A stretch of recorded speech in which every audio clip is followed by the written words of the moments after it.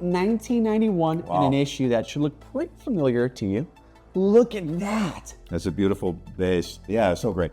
And Yamaha is making Amp A great again. Wow. Awesome, really. You are not even the beginnings of a pimple on Nuno Betancourt's ass. Nuno could pound you into the ground with one lick. Now to see an Ed Van Halen festival in memory of, you know. Yes, Oh my gosh, look at that. Look at that nose, folks. Woo. So what's going on with you, Peter Criss, and John 5 and Paul Safers? What's happening here?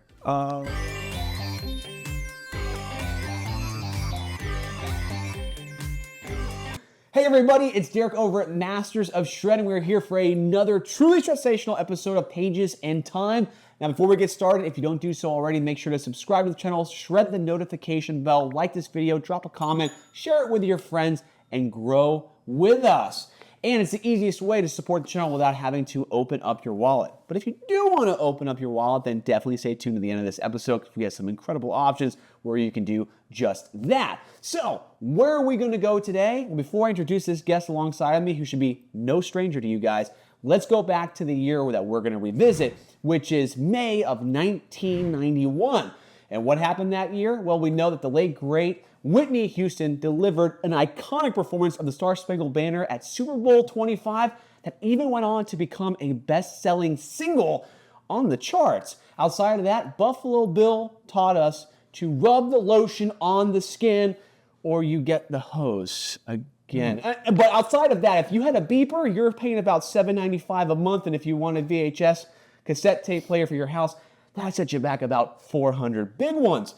But something else took place in 1991 as well. We got to see Mr. Big break the sophomore jinx, the curse of the sophomore jinx, with their second album, Lean Into It, that got them a #1 hit on the Billboard Hot 100 charts.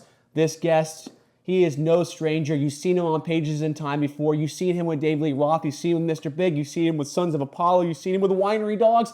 And pretty soon you're going to see him with Peter Criss and John 5. I'm talking about the Iron Man of bass. Give it up for the mighty Billy Sheehan. Very kind of you, Derek. Thank you, man. I'll try to live up to that. you do. And we're in your shred den now. Yeah, this is my little man cave down here. We moved in, there was a pool table here, and I thought this would be a nice spot to come down and hang. In the other room next door is the studio where I do most of my work there. We did, since the pandemic, we recorded over 600 tracks here.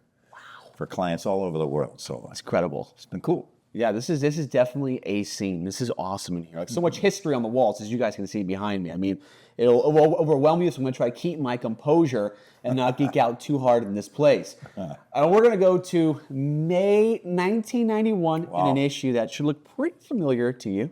All right, folks, let us know if you had this in the comments section below. But I went through the arsenal and I said, you know what? This is the one we should do today. Great. And it is killer. So we're going to hop right in. If you guys don't know about this, you're new to the channel, thanks for tuning in. How this works is we go back, we revisit these iconic guitar magazines with the incredible artists that grace the covers, and we hear their input, the stories, the gear, everything like that. What goes through their mind, we want to bring it back to the forefront. So join us in Pages in Time. This was before the internet had exploded. So we would go to these magazines for every piece of information and learn about new gear and read about who's who and what's happening. So it was a super important thing. So it's great that you have this as a little marker in time for that era. I mean, soon after this now, I don't know if there's many guitar magazines left, really. Well, Guitar Player's gone. They passed away, I believe, late last year. Yeah. And we have Vintage Guitar Magazine, which... I'm trying to get into. I have one issue, and maybe we'll do that. But it's a magazine, and I grew up with magazines, of course, and I was explaining to you that I got the very first Guitar Players before they were even on the newsstands. Yep. An advertisement in Life magazine. If you're a guitarist, you might be. And I sent it, and I got it. And that was back in the '60s, right? Late '60s, I believe. And but we. The internet now kind of takes over. If you want to find out anything about anything. Hey, I got a Gibson, whatever, the serial number, whatever. Take it in there. There it is, worth $400. Well, this is also why you got a lot of these guitar shows sometimes will kill the Wi-Fi and make sure that you can never access the internet on your phones. They do? So you can't look up prices. Oh, that's Stores amazing. do that too. I mean, it's a little bit dirty. It's a dirty tactic, but from their perspective, they don't want people Googling this because you can find everything on there. You know? That's amazing. But talking about this cover here, do you remember this photo shoot with Paul? I think it was either, well, the three guys we shot with most were Niels Lozauer, Glenn LaFerman, and William Hames. Neil, and they're all still dear friends of mine. They're all still around. They're all just awesome, iconic photographers. Neil was just here too. Yeah. I went out to the club where he was at just to say hi. Yes, it was the Van Halen birthday bash, Yeah, right? absolutely. Yeah. And also Glenn LaFerman, I spoke with him on the phone recently too. He's just a great. He did the last photo shoot of Bob Marley. Oh, wow. And great photos he's got. And William Hames also he shot a lot with Mr. Big. So maybe one of these guys did this photo. So I'm not sure who did it exactly, but some Google knows or somebody knows. I like the weightlifting gloves, those classic ones right here. You got those little. I had gloves like that. Those are pretty cool. You got the outfit, those dragon pants you got on there. Yeah, rocking that. I think I still have them in the clothing archive. No way. I think I have this jacket in the clothing archive too. Now, if you guys don't know, Billy is talking about doing if you want to explain it better, we're talking about I've got a huge archive of Mr. Big, David Lee Roth, Talas, everybody, clothes, posters, tour programs, backstage passes, laminates, and I'd like to sell it off, but I think it would be cheap and awful for me to try to score cash. So I'll sell it off at a reasonable low prices that cover shipping and whatever else, and auctioning is a little tough too because to get somebody with a lot of money, they're going to grab it all. Right. But I want to just get it to the fans, at a really low price so that they can enjoy it, and a little memorabilia from the bands I've been in, or something they like. Well, you got your website, so maybe you could just do one piece at a time, photograph it, put it up there, and maybe we can advertise a launch date and say, guess what, guys? If they go live at 8 o'clock in the morning, first come, first serve. Check it out. I'll wear the stuff I wore on the Yankee Rose video. the jacket, the long, all those clothes were made for Dave's movie, which never got made. So we wore it on stage for them. I got all that stuff still. Oh, you're kidding. I guess you'd call me a hoarder. That's some good stuff to hoard, though. You may have to give me first dibs on some of that. So when you want to unload, just say, "Why don't you come by the house and check out a few things?" May have to add it to the shred den here and immortalize it forever on our walls. So we'll see. But very cool. So keep a lookout for that, guys. We'll dig right in. Big rock issue. We got CeCe DeVille on the bill, Nuno Bettencourt, Eric Johnson, Billy Gibbons, which you talked about. We got Unit tapping. Okay, we covered that in the first episode. Let's just hop right in. Cool. Right off the bat. A little bit of Ty Tabor love. Look at that. Man. What a great tone. I believe he was a guy that used the Pearce preamps, and that's what I use. There's one of them there. There's a Pearce amp. Ooh, look at that. And they just had, he did, Alan Holdsworth and Ronnie Montrose also were guys that used that Pearce. It was an extension of the Lab amp by Norlin. Wow. Which Norlin owned Gibson for a while. Yeah. And the guy, Dan Pearce, worked for Norlin. That's why the knobs are the same. He must have got a box of Lab amp knobs. Yeah. That's where it all made like that. Wow. So, but Ty was one of the guys, and his guitar tone is always so great. First two King's X records, well, not only the first two, but for me, the first two King's X records were just vital, amazing music that inspired me so much. Doug Pennick, mind-blowing. Jerry Gaskell. I played on a solo record recently, and I did an interview with a guy who engineered the record, I believe, or mixed it with him just the other day. Wow, because you actually mentioned in here, they asked you who some of your favorite bass players are, and you said the guy from King's X. I really like his stuff. Yeah. Which was Doug Pinnick at this time. Oh, yeah, so you mentioned it. Rule, yeah. Hasn't changed. You said it again. There's a 12-string Doug bass here. The second from the end. Oh my gosh. Yeah. Oh, I see it. Yeah. It's a Schecter. Yeah, it's so beautiful. Oh man, plays like a dream. Sounds fantastic. You guys should see what I'm looking at right now. This wall is just truly sensational. Also looking at a Talas Van Halen poster. Yeah. For a show. Gosh, my eyes are better than I thought they were. October 9th, 1980. 1980. Western Highway. Damn. Cool. Incredible. And that brings us to here. With Ed. Right. The Music Man, right? Which this just come out. Wow. Introducing. I actually bought that guitar back in 2018, I think, for $950, same color. I only sold it for one reason. It was too small for me. I looked silly. because I Really? was bigger than the guitar. It is kind of a tight. And I was, you know, when I started lifting, I was like, this guitar is like this big on me. I just look goofy. This is me personally, not everybody. I love the guitar. They play beautifully, but like I needed that body to be a little bigger. When Peavey came around with the Wolfgang, they made it a little bit bigger. So it actually works for me. The Peavey Wolfgang works for me, which isn't like they are now, great. but great guitars, very iconic. Oh, amazing. Here we go, table of contents. Always love this. Big shots. The puns, there you are. Yeah, I get it. With Paul, we got some Nuno stuff there too. We're pairing us some 𝙗𝘖𝙀 love. 𝙗𝘖𝙀 always had the sickest graphic guitars. Here we go, Larry Mitchell, still killing it today. Big time on the scene. We've seen him at all the guitar shows. I always see Larry there doing performances. What a great Ibanez ad, right?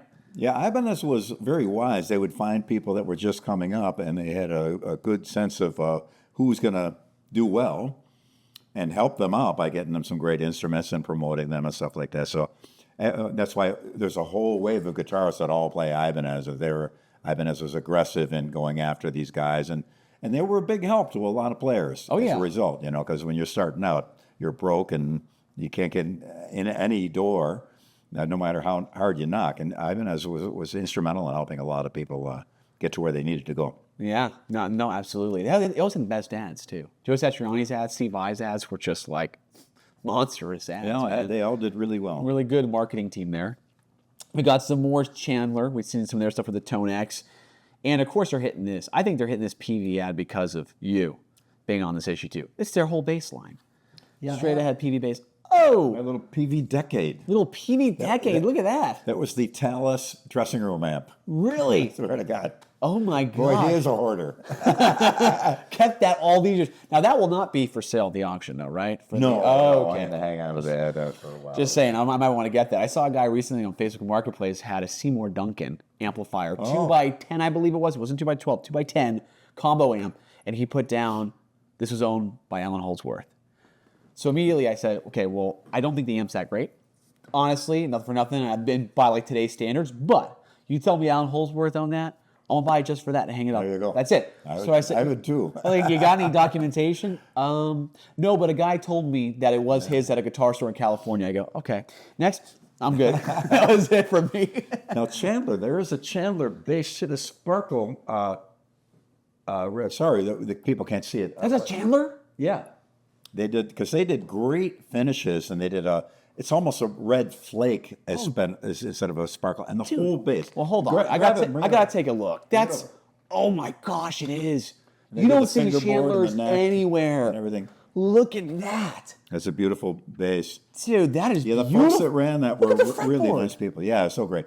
Now, for a while, it was unplayable because we had it had been out in a moist environment, and the neck was a little wonky.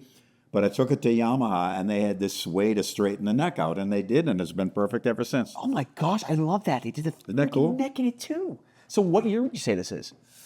Oh, that was, oh man, late 80s or early 90s. Oh, dude, that is beautiful. I'm not sure, but Lord. yeah, they're a great company, and they made some amazing stuff. So happy you're a hoarder. This is great. I met my match. I love that you kept this stuff, man. These are time capsule Yeah, pieces. except like I said, my original P bass is here in the other room, and you have. He also, folks, has the Kramer that they gave you when they wanted to become an artist. Yeah. With Eddie Van Halen's neck on it. it's got the Van Halen neck. You're going to have to show us that before we leave, though. We will. Okay. Absolutely. Stay tuned. Maybe if people watching will excuse us, I'll run in and grab one, bring it, go and we'll go over a couple of things. Okay, very, very cool. Go by the Peavey ad. Oh, here we go.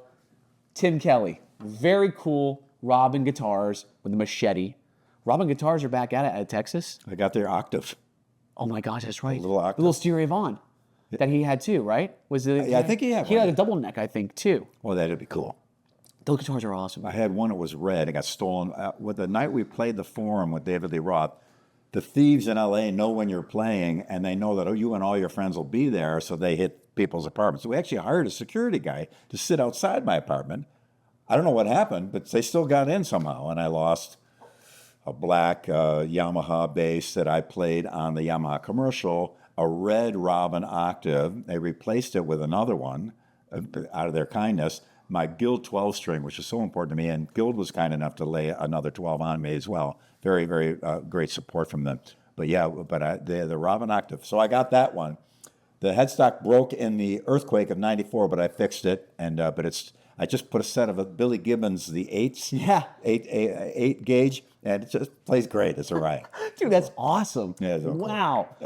Wow. But this is, Tim Kelly, unfortunately, in 98, was killed in a car accident when a semi 18-wheeler came in the opposite lane, broke the lane on the highway, killed him in his car. Awesome. And he was a big Robin supporter. And they're coming back hard and heavy. They just did, they dropped off a new machete for, I've got the artist's name, I'll have to show it here. They posted on Instagram, gorgeous, all wood. I love the split tail headstock, always love that. They also have the Fender ad here for the Micro, or is that Myoro? Well, it's basically a mini amp. They still make them. They look a lot better than that now. It's not as crazy. And you got a little Crate love. Crate were all over. Yeah, Crate was St. Louis music, wasn't it? Yes, yeah. There it is, St. Louis music. Exactly right. They had Ampeg, so in the early 90s I went back to Ampeg again, and Ken Ensley, the keyboard player for 𝙃𝙬𝙃, was their main guy.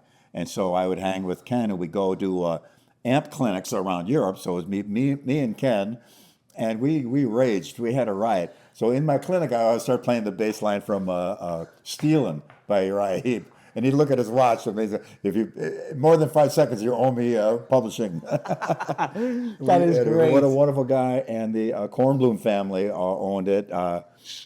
Great, wonderful people. Ted Kornblum is still around. His dad passed away a while back. But just a great family and a great company. Once they sold it off, Ampeg was bought by Loud Technologies, who started manufacturing in China, and didn't have a guy, in my humble opinion, or if they did, he blew it. They started changing components. The amps fell apart, and that was pretty much the end of Ampeg as we know it. But they now have been purchased by Yamaha, and Yamaha is making Ampeg great again. Wow. Awesome, really. You have an Ampeg ad in here, too. There's an Ampeg ad in here. It's a really good one, too. Oh, great. Excellent. Yeah. So we'll get to that. Hey everybody, just a quick reminder, if you'd like to show your support for this channel, and we'd love it if you would, then make sure to check out our limited edition Masters of Shred merchandise at www.mastersofshred.com. You can snag an awesome shirt like this incredible Shred Class of '89 ADA Throwback Tribute, or plenty of other ones that you will not find anywhere else. So check that out, and while you're there, make sure to check out our incredible limited edition Tone Arts USA Super Halen amp. Only 50 will be available, and they are going quick. Now back to the show. Okay. Oh, here we go. Teach yourself guitar. Always enthusiasm for learning. Very cool. Takamine guitars. The LTD 91. Very expensive still. When you found one sold a couple years ago for $1,000. Still hold their value. So those are actually, they're gorgeous Takamines. And then you get to this, though, the sounding board, which we had talked about. I believe these were made in the Yamahas and Takamine were made in the same place. Really? Yeah, the lower priced Yamahas and the Takamines, though maybe the upper level Takamines were done right in their own factory. I imagine they were. But so there was some little cross-pollination there. Somewhere. Wow. Yamaha had a hand in a lot. Yeah, that's pretty cool, dude. I always go to this stuff. This was social media before social media, the sounding board. Yeah, Guitar World would occasionally print something that was a little bit nasty or controversial on purpose, because now on the internet it'd be clickbait. But then it was kind of a similar way. Yeah, so people would go send in their hate mail and then hopefully pray to God that they got picked up and published in the next month's issue. True. But then the things they were saying, I mean, I highlighted some of them for you because it's just like, wow, you got this guy is defending Nuno Bettencourt because the guy prior was talking trash about Nuno Bettencourt in the previous issue. Yeah. So this guy sticks up for him, and he said, "So reader, Big Dan, Michaels thinks that Nuno Bettencourt just whizzes around the neck in search of a melody. Well, Big Dan, or should I say Big Dork, you are not even the beginnings of a pimple on Nuno Bettencourt's ass. Nuno could pound you into the ground with one lick." There you go. That's, wow, all right. Righteous. It sets the mood for the rest of the issue. Little improvisational defense on good. Yeah, and it goes downhill from there. Righteous. You got one guy saying that George Lynch's new Lynch Mob sounds more like the former Don Dawkins band than Don Dawkins' new band does. I disagree with that. Controversy raging. Yes, they don't sound alike at all. But again, that's what you're dealing with. And the hate Oh, the hate. for Warrant. Oh my gosh. Well, just in general, but for some bands, oh my God. Yes, in this, there's so many messages, people saying, Eric Turner, I guess in the previous issue, and Eric's a friend of the page, we just did an episode with Joey Allen of Warrant, said that they should have been on February's cover, especially when they sold 1 million albums in 6 weeks and the hottest tour in the country, and they're on MTV. And the guy goes, and that makes you a good guitarist? I'm like, what? He goes, this is a guitar magazine, not some 13-year-old's girl glam mag. Woo, woo. Well, that's why this was the internet. This was the internet, dude. Back then. This is, I think, whoever created the internet said, wow, this would be great if we get more of these, right? And they get more people doing this all the time, 24/7. Internet's born. You got, Jade, it goes on a little, this one's have a little bit more respect for them, thank God. They said, this is actually, what's Stevie Salas? Stevie Salas. He sent in his comment. How great. Yeah, he said, I was glad to see the boys from Warrant get a little respect. I produced a song, Game of War, for a movie soundtrack in '87, and I love to see how far they've come. I can assure you that Eric and Joey were as dedicated to their instruments as anyone I've ever worked with. Not everybody can be a Vi or Satch. When I see Joey and Eric play, it's all about having class fun. act. Very true. He's a wonderful well guy. said, dude. Yeah. So I see that stuff. I'm like, man, that's what they had to deal with. So a lot of that kind of stuff. Now we're going to get out of the negativity, go back into the magazine. A little love for Eric Johnson, who was killing it with the hottest. Oh, Eric, of all the wave of guitarists that came out around this time. This was Cliffs of Dover time, too. So Yeah. this was breaking out. He had such a unique approach melodically and tonally. I still absolutely love him. I sit when I'm practicing guitar occasionally, because I write on guitar a lot. I'll try to do those pentatonic scales like he does. I can do them at about like 1/16 the speed, but it's just when he just flows over that neck so well. It's just such a great admiration for the man. A wonderful player. Very smooth. Some GL love. We saw that in the previous issue. George and Leo. Yep, ran that for a little while. Riffs. This is the Namm All-Star Band from '91 that had Eddie Van Halen come on stage with them. So Steve Morse, Albert Lee, and Eddie Van Halen. I can't find footage of this anywhere. But I do like the guys wearing a Musician Magazine t-shirt. Remember Musician Magazine? Yeah. That was East Coast, though, wasn't it? I think they out of New York. That's a good question. I'm not sure. I thought they were. Maybe that was Guitar for the Practicing Musician was also New York. Yeah, well, Musician. Guitar World was New York, too, I believe. Oh, yeah, they are. They are. I forget, but anyway, neither here nor there. Yep. And then we got a little bit more here. Some news coming in here. White Lion recently assembled a heavy line of heavy hitters for the Brooklyn benefit. They got Extreme there, Enough's Enough, and Steve Stevens, and other dozen rockers to raise some dough. I have seen footage of that online. Really? Oh, great. Get this. Nuno's playing. Vito brought us Steinberger for the solos. And I posted this on Master Shred years ago, and I'm like, what a performance that must have been. So you see that stuff, and you're like, oh my gosh. I knew a few other bands that were there too, which I think Valentine was there. It was in Brooklyn. Was it at L'Amour's? It was probably L'Amour's. I think it was L'Amour's. Yes, we used to play there all the time in Talas, and we wouldn't even go on stage until 1 a.m. It was a late gig. We get done by 2:30 or 3, and the crew would be loading out. The sun's coming up. Really? It was a late gig, but we had a riot there. The L'Amour's in Brooklyn was legendary. Kidding. So yeah. Oh, 100%. I think Metallica. Everybody went there, dude. That was. Yeah. Look at that Shred-O-Vision, folks. This is the first time I've ever seen this. I love it. Very cool. All the tapes, all the lessons. Yngwie, Vinnie Moore, man, you know very well. Paul Gilbert there. Absolutely. And where you can get to learn. And Tony McAlpine. You can read Tony McAlpine. Very cool ad. Great. Loudness. Akira Takasaki. Yeah, I always thought, great player, good band. You can't be into every band because there's so many bands. A lot of bands I just miss because it's a busy life and I don't get a chance to listen to it. But I do have one little complaint that headstock drove me nuts. It was just not right. I'm sorry. Great player, probably a wonderful guitar, probably better than my headstock. But for me, the side by side on a guitar like that didn't seem to work. So he got that from Eddie, right? He got it with that circles pattern Eddie had early '80s. Eddie had a headstock like that, and now EVH Gear brought that headstock back when they did this guitar again.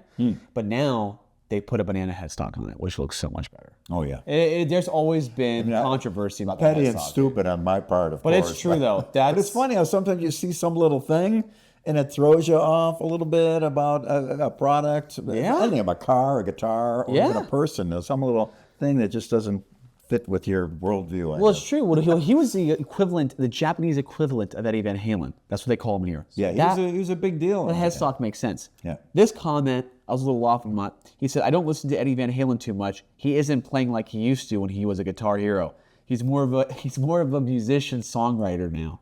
Ooh. Which listen, you're talking Sammy Hagar. Yeah. The music changed. His approach, I could hear the songwriting. I could hear the differences between David Lee Roth versus Sammy Hagar. I don't get too offended, but I guess that maybe the Guitar Hero comments, like he used to be a guitar hero. To me, Eddie's ultimate guitar hero to me. Me too. Day. I have to say. It would be, well, Hendrix was my first concert, so that was a big deal for me. I was weighing a cream with Jeff Beck and Eric Clapton. I loved Led Zeppelin with Jimmy Page, of course, but Ed really, he revitalized the whole thing because it was kind of a drone at that point. Everybody played really well, and then all of a sudden Ed came along and the whole thing blew up. And many people should owe him a debt of gratitude for a lot of careers because they opened the door for so much great music that got filled up by a lot of other players, and it was a good and righteous thing. And you know what's still kind of a bummer? It really is when he passed, all we got to praise this guy who was as influential, if not more potentially, arguably, than Jimi Hendrix. He's on the level, guys. It was a Billboard award show. They put his guitar on the stage. A light shining down for about 3 seconds. Wow. We're good. Next. It's like, that's not enough. The fact that we haven't gotten a tribute show about that man yet, I know. It blows my mind how influential he is. We've gotten a lot of other players. Not saying they didn't deserve it. We lost a lot of great players that had these concerts. But this is long overdue. Yeah, we got to get people together and be like, guys, mend it. Let's go. It's sad because some of the players that are closest to the situation and could organize it, unfortunately, there's still sometimes a little bit of this. It's inevitable. And when someone passes away, I'm sure most people know somebody in a family. Somebody passes away and the family turns on each other. And, no, I get the house. No, you get the, not even as far as inheritance goes, but just by who was friends and who wasn't friends and who was in the middle of a battle with him and who was, had returned to his good graces. And it was sad. I think we should just drop all that. I'd love to see an Ed Van Halen festival in memory of, but unfortunately, I don't think you could get everybody to be there that was involved in his life because I'm not sure that they would all be in the same building with each other at some point. Sadly, very sad. There's a lot of things I guess we don't see. The fans don't see. Yeah, it's true. Behind the scenes that dictate that. So absolutely. Everybody's got their reasons, but we can only hope for that. One of these days, it may happen. Very cool, Jason Bieler, Saigon Kick story in here. Oh, I remember them. Time of their first album. So Michael Wagner actually produced that album. Wow. I didn't know that. And I should have known that. And what's so interesting is, in this, he actually says that when he did those solos, they were all done on the spot, improv on the first album. Oh, well. And I'm not going to lie, but being from South Florida, when I heard about Saigon Kick, everybody thinks Love Is On The Way. Till you go into their stuff and hear songs other than Love Is On The Way, and you go, holy crap, this band was super heavy. That was there to be with you. Yes. And no one knew how to categorize them. They're like, it's a little bit of Beatles-esque, a little bit of this Marilyn Manson kind of heavier industrial, but then it comes back to this. It was hard. Yeah, that categorization phenomenon really did a disservice to a lot of bands because there was a time when your album was all over the map. You did all kinds of stuff. A lot of Zeppelin records are like that. But you were still just the band, and you weren't in a category. You were a rock band. Yeah. They started splitting it up into things for marketing purposes. I think it did everyone a disservice. Oh, no. Absolutely, dude. Absolutely. So that, I go back and I listen to that stuff because I'll never forget when I heard What You Say off their first album in my buddy's Acura RSX. We got out of high school, or I forgot what I was at. Out of school. He goes, you ever heard this? And I'm sitting in the back seat, and he cranks, and I go, the first intro with the dual harmonies vocals, and I'm like, who is this? Saigon Kick. I go, wait, Love Is On The Way? This is them? I was sold from then. Now, she's a big fan of Page on the Monster Rock Cruise, and he does stuff with Jeff Scott Soto now. Oh, great. So they worked out together now. Oh, wonderful. Yeah, he got out of Florida, and now he's a Carolina boy. Here we go. Some other ads here for 𝙂𝘖𝙂. 𝙂𝘖, that was a, 𝙂𝘖. is it a drum machine? I believe that it is, right? Billy, blazing souls, any stone, he can power to go from speed metal to funk fusion and back again. Little monster, I think. I mean, it looks like it's a little pads display. Yes. I don't know. It's still not telling me about drums. Oh, there it is. Yes, arrangements of drum patterns, keyboards, chords, and bass lines gets transformed throughout. Little did we know that was the beginning and the end for a lot of things. It was coming at us. Right? Very interesting. I actually sent this picture to 𝙃𝙀𝙀 yesterday. I said, dude, do you still have this? Wow. The Dr. Seuss guitar? Oh, brilliant. And he said it's actually on the wall at a Hard Rock Cafe somewhere around the world. Oh, man. So he no longer has that. But this was around the time he was doing his Confessions album, and Nuno Bettencourt came in to produce it. Oh, and you wow. can hear Nuno on the tracks. You can hear Gary Sharon singing on something too. So it's just great. great album. And he had one time on here, he did Staying Alive cover. Wow. Staying Alive cover. Brilliant. Donny Osmond on vocals. Perfect. He goes, people don't Come on. know how he can really wail, and he can. Oh, he's a great singer. So he did that track, killer track, but listen to who did the solos. He did the first solo, 𝙃𝙀𝙀, Zakk Wylde comes in. Then it goes off to Warren DeMartini. Great. Oh, sorry, Steve Lukather. Then Warren DeMartini, and you can hear it. You can hear it when you're listening. Like, that's him, that's him, that's him. So very, very cool. Equalizer for bass, some EMG love. Gotta love the ads. Always cool. doing that. Little Kip Winger. Kip Winger lives out here. Yes, he does. He's a Nashville guy. I think he's doing something with the Philharmonic here next month. And I just got notice of it via email. Really? And he's quite a great musician in a broad spectrum in that once you're with real musicians, classical play, I always call them that because that's a whole other level of competence and understanding of what music is even about. So that he can hang with them, I think is very, very noteworthy. Right? Pretty cool. And he's a great player and great singer. And there's another guy, unfortunately, got a bad shake because of Beavis and Butthead, and it was rough on those guys, because they were doing great. Mr. Big opened them for one of our very first tours, and I remember being on the bus and hearing the band and go, "Holy cow, those guys sound great! We better up our game here and make sure we can be on par with them to some degree." But yeah, great musician. Really, all the guys in his band too are wonderful. I did, as a matter of fact, the drummer, forgot his name. Was in Dixie Dregs. Dixie Dregs. That's right. I blank on his name, sorry, but he was one of the first guys I talked to after David Lee Roth about maybe starting something.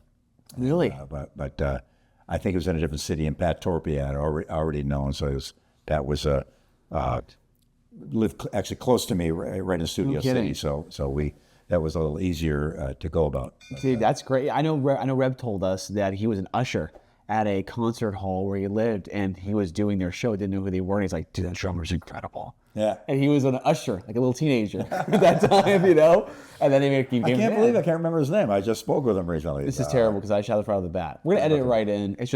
We got a lot to cover. I'm gonna get nailed for this. I get this little delay on my memory. I forget we all have phones on us too, which have the internet access, which came out in '91, right? The internet. So we should go on there right now. Yes, great. He did host also the Shred contest this year on the cruise, and we got 𝙃𝙀𝙀 Quadriver. Yeah, 𝙃𝙀𝙀, who was about to come out, or had already come out with their recording format on the VHS tapes. Okay. What's it called? Both of our memories. This is why you guys are here to help us. Come on, drop a comment. If there's never a better time to drop a comment than now, I don't think there ever will be. Help us out.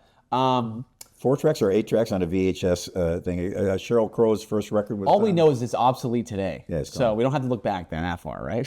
But they were the guys who started, I think I'm correct on this one, Line 6.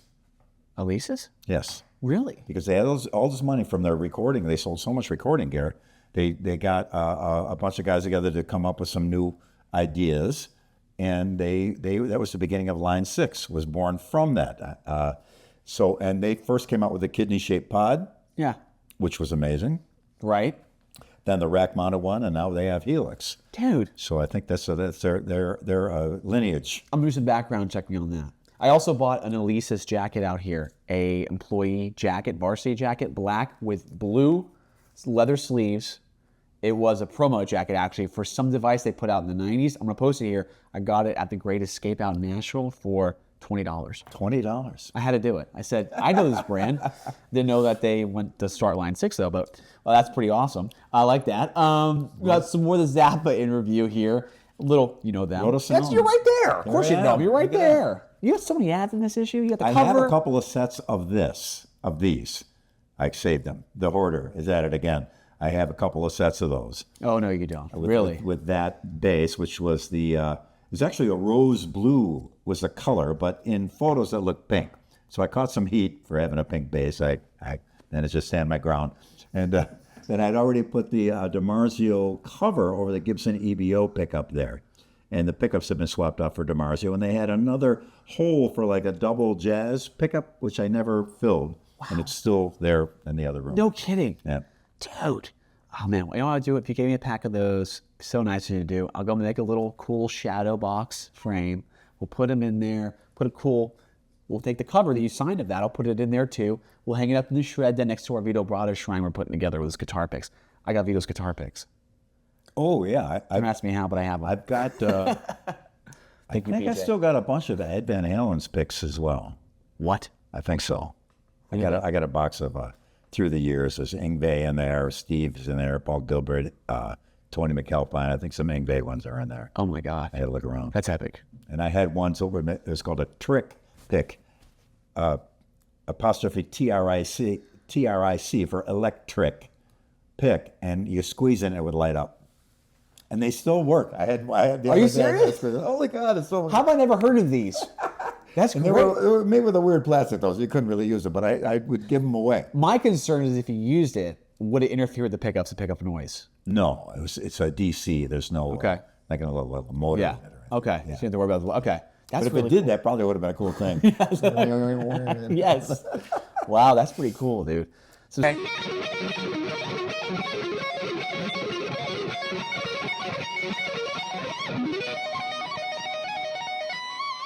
how do you pay tribute to one of the greatest guitarists from one of the greatest rock bands of all time? Tone Arts USA proudly brings to you the ultimate addition to your shred den, the limited edition Super Halen 1x12 stack. Draped in the pages of a vintage 1990 Van Halen comic book, the Super Halen is a showpiece that can rock like no other. Handcrafted by Tone Arts master luthier Sam Hill, no two Super Halen amps are the same. Each cabinet is scientifically crafted with the highest grade materials to give you that monstrous tone that will light up the sky. It's fully loaded with a 12-inch USA-made Green Beret speaker, a total upgrade from the Celestion G12M greenbacks that we've become so accustomed to. Each cabinet is closed back just like Eddie's, but Tone Arts USA does offer an optional open back if your heart desires.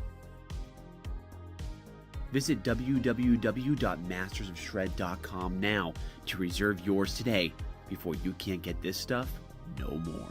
Yes. Wow, that's pretty cool, dude. So sure love. Gotta love that. And you got this too, Denny Gatton. Oh, so wow. What's scary is, if I'm right on this, about 94, this is 91, that's when he died. Yep. You know? He had, Grandmaster of the Telecaster. yeah, I believe it's called Redneck Jazz. Wow. He's a pioneer of. Oh, great. And he gave lessons to Joe Bonamassa. Wow. He mentored him at like age great. 10. And I Yeah, think, it shows. Joe is such a great player, but I've seen footage of Danny playing. It's just spectacular. yeah, he's great, man. Yeah, unfortunate what happened to him, but this was about an album release too, and legendary player. Oh, there it is. I saw this too. 1991 sold out world tour. I love that Ibanez. Very hard to find. Crazy model. Is that Red Beach? Yep, and we're keeping our fingers crossed that something very good with Red Beach will happen with another guitar brand that's very prevalent right now that I helped set up. Yours truly. So hopefully, guys, fingers crossed. You'll know if it goes through. you're going to probably go buy yourself one of them. So just keep a lookout for that without saying too much. All right, so here's the killer part about this, right? This is why I also think Metallica hated Winger. You had guys that could play their instruments extremely well. They looked great. Yep. And they're selling out venues. Yep. There's a reason James Hetfield had a dartboard on his wall with Kip Winger's face. I think it was just kind of jealousy kind of there. And, you know, I mean, they were pretty boys that could kill it. Sorry. They could back it up. That's not a crime, though. You can't change your DNA. No, you can't. So it's like, you know, and I think they got pretty good DNA. So, you know, and it's unfortunate what happened with MTV doing that with Beavis and Butthead. But I mean, damn, those guys, as you said, they could rip, man. Great band. They still are, too. They really, 100%. Rod Morgenstein. That's the drummer's name. Rob Morgenstein. Rod, I apologize that I blanked on your name. That's such an easy name to remember, too, and I was thinking of something way different, dude. My head was totally somewhere else. Yeah, he was with the Dixie Dregs, and he played with the Winger. Wait till that goes live. Pretty great. Doesn't know anything. And there I am again. Look at this guy. Omnipresent. He's everywhere, man. You got that hip shot bass extender. We were talking about that in our first episode. Very cool. We did, what Aerosmith song was it? Either Draw the Line or another song that is detuned. Back in the Saddle, I think is as a detuner. But in Talas, we did it as cover songs. So I'd have to tune down quick and then play the song. And as soon as it's done quick, tune back up again. And hopefully you get it in the right spot, you know. So, and you got to do it quick, and you can just barely hear. So then the detuner came out and thought, oh, there's a click, got it, click, we're back in. Fantastic. We're good. Dave Borisoff, it was his company, a wonderful man. And now he makes great hardware, incredible vibrato bars, and the detuner is on it comes with my Yamaha Attitude Bass. Wow. I know people put those on a lot of Gretches too, because they want to drop D on a Gretsch, and you can put them on a Gretsch too. Oh, how cool. And they're pretty good. Cool. I'm going to do that with mine. You got a nice they work on guitar too. I got it on my Telecaster in there as well. There's a JB Player love. They try to take a stab at American guitars. He was friends with the girls in Vixen, and Steve Vai's wife, Pia, was the bass player. So one of the first basses anybody laid on me, just as a gift, I had a birthday party, and the Vixens were there, and Steve and a whole bunch of people, and he pulled out a white JB Player bass and gave it to me. I thought, great, thank you so much. That got stolen also. Oh, no. Really? Yeah, we lost that one too. But JB Player, wonderful. I forgot the guy's name. But they were a great little company. They made some good stuff. Kind of a low end, but everybody needs an entrance point, you know. And you can get great deals on still, but what's harder to find is the JB Player American. They were offering custom USA-made guitars too, around, I think, like 92, 93. Those are very hard to find because they didn't really take off, you know? People, I don't think could shake the entry-level, you know, stigma of guitars. So, but I think I just know if you have a JB Player there. Hoffler, I've seen this. I think we saw this in the first ad we did. What is that? It's a Hoffler MOSFET stereo guitar amplifier. Ah. I couldn't tell you much about it. Well, you know, the best laid plans of mice and men oftentimes go astray. Right. And I'm sure, you know, it like people write to me and say, well, what's the best amp? It's hard to find a bad amp or a bad guitar. Pretty hard to find a bad one. And even if you find a guitar that's bad, you can do something about it.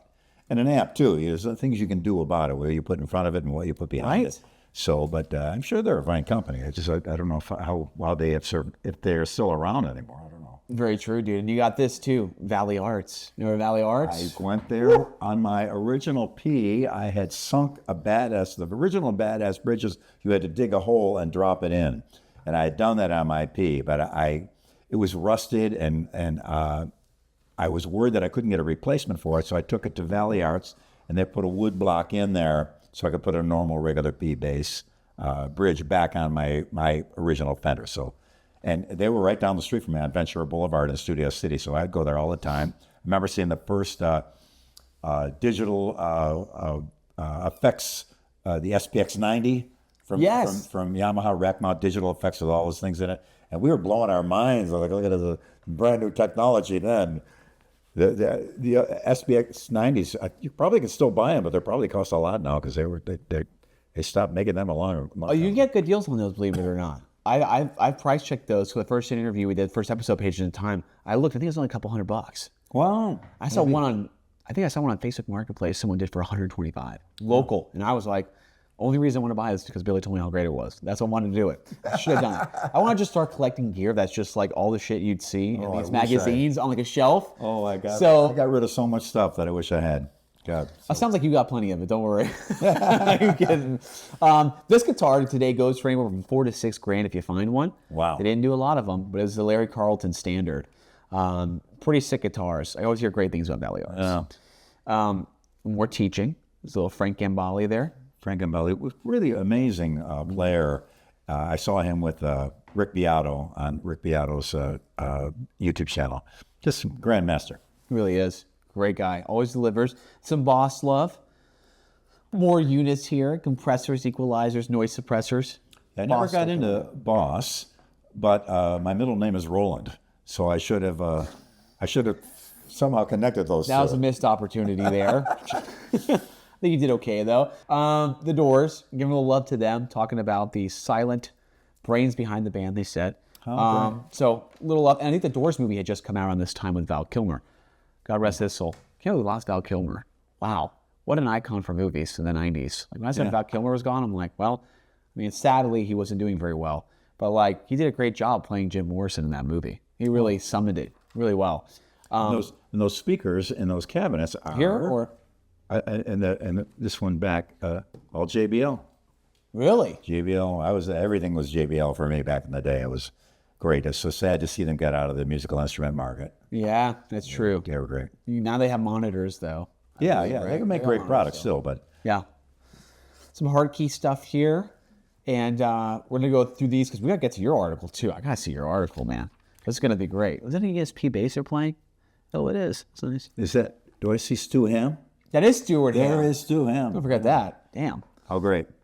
The hard key systems. Yeah, he was early on, Harkey. Also, well, Victor Wooten was an Ampeg guy when Ampeg went away. I eventually went to Harkey, but Victor did even before I did. And it's great stuff. Really rock solid company. Larry Harkey's a wonderful guy. Well, hard key is Ultimate Guitar, Galen Kruger. Is it an ADA? Oh, Galen Kruger. Mm-hmm. Oh, that's Norman EQ. This is just everything, I think. You got everything in one. A lot of devices like that were coming out with all in one. Yeah, the ADA preamps were there. Reverb with that lasts for 20 seconds.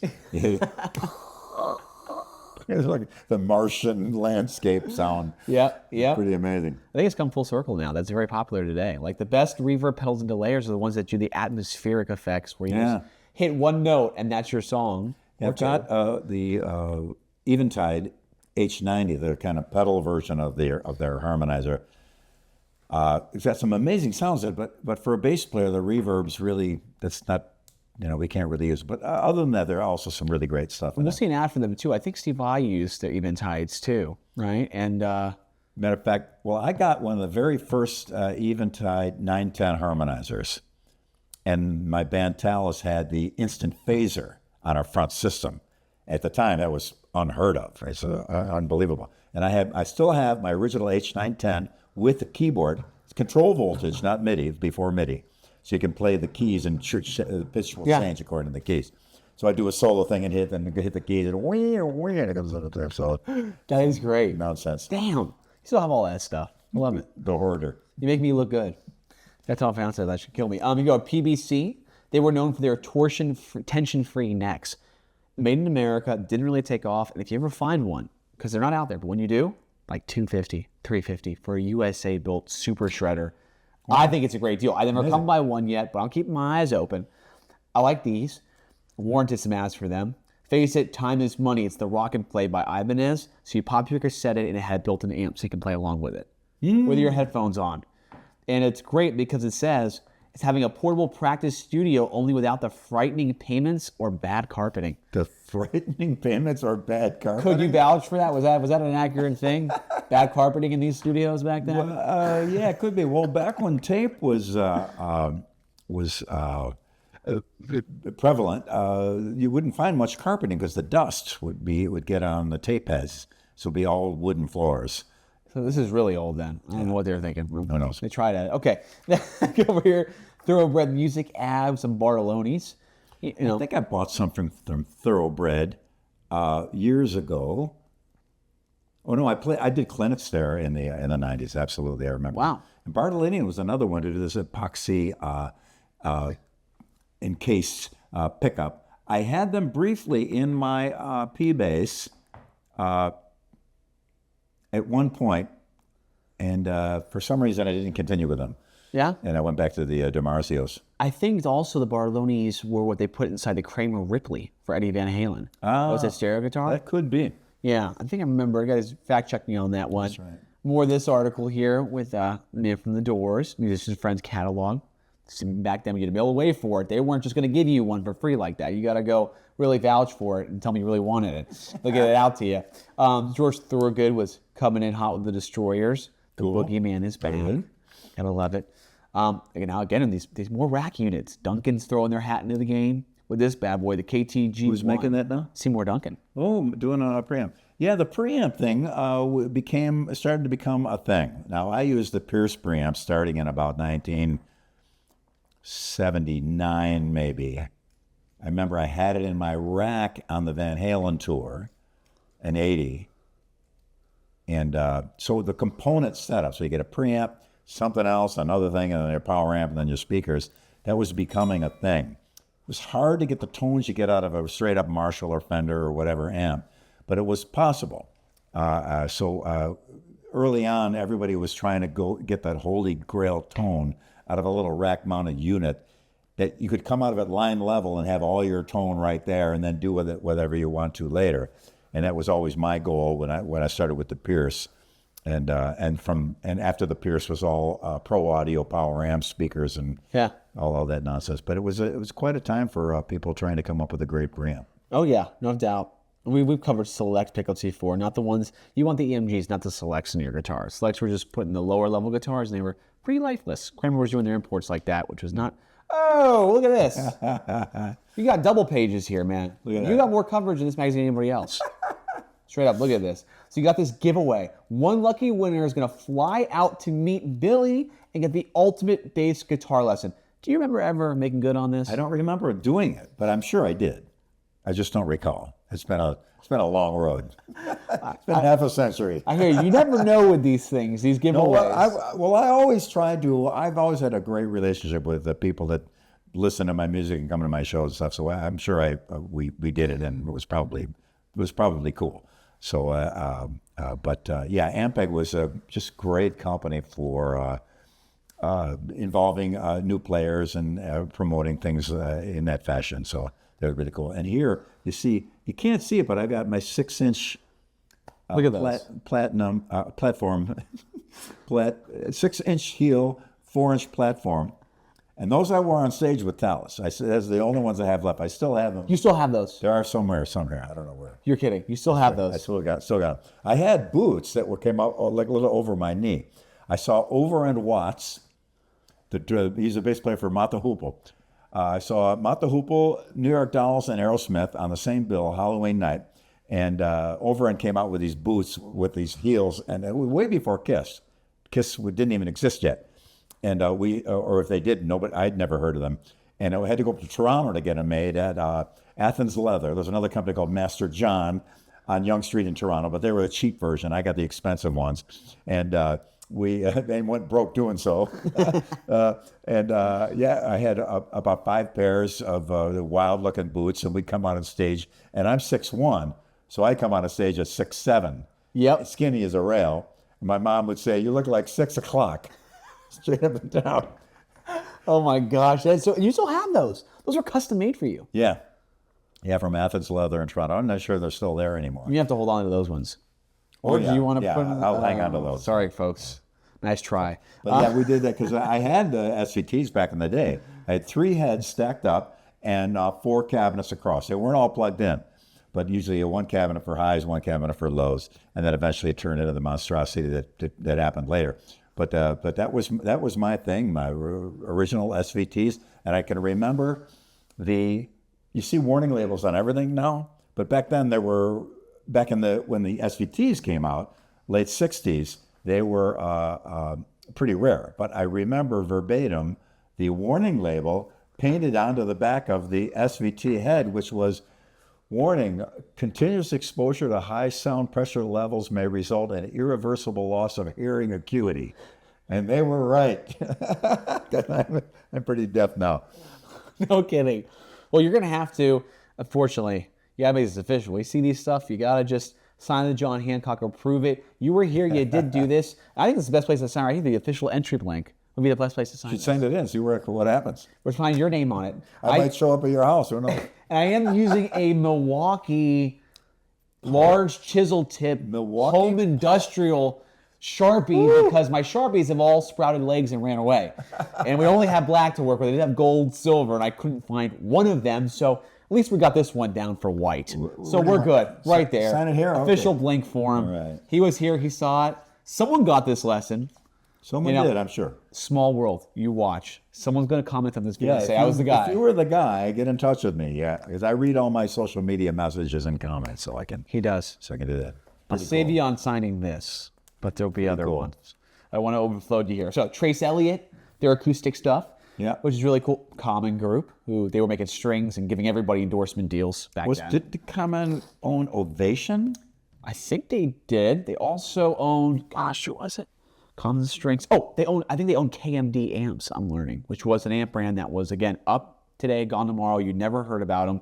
And they got John Bon Jovi and Richie Sambora to do promos in these guitar magazines with them. I can't find one for sale, period. So you find that kind of stuff. That happened a lot. They all the best intentions. They had their gear, and I did it, and they get out there, and it didn't fly. Nothing there. Yeah. How to play rock, and we're going to get a guitar lesson from Paul Gilbert with speed licks, Billy Sheehan on solo bass, Eric Johnson, on string skipping, Billy Gibbons on the blues, should have been tapping, right? And Nuno Bedcourt on tapping, and CeCe DeVille on songwriting. Right on. This is crazy. Let's see. Here we go. 2-page ad, drills to the head. Yeah. Look at this photo shoot, huh? You remember that? Oh, great. Yeah. Bring back memories. Did I tell you the story behind our endorsement deal with The drill Makita? company? No. Oh, so I'll try to make it concise, but we did the drills. We didn't use the corded drills. We used for the photo shoot, we didn't have them, so somebody brought those along. But Paul, when he was on Racer X, I think his singer, Jeff Martin, said that, as a joke, he said, Paul plays so fast, the only way you could play faster is to put picks on the end of a drill. So he did. Put picks on the end of a little wooden thing and and turns out Paul's still faster than that anyway. For real, it's no joke, because he doesn't go that fast. But it was just a joke, and he did it. So when we were doing, in the studio, doing the Daddy Brother Love a Little Boy song, we had an idea for the solo. Well, it's just a drill. Well, let's do it in harmony with a bass and guitar thing. Yeah. And at the time, I had bass pedals, so I could hold the low note down while I did the thing.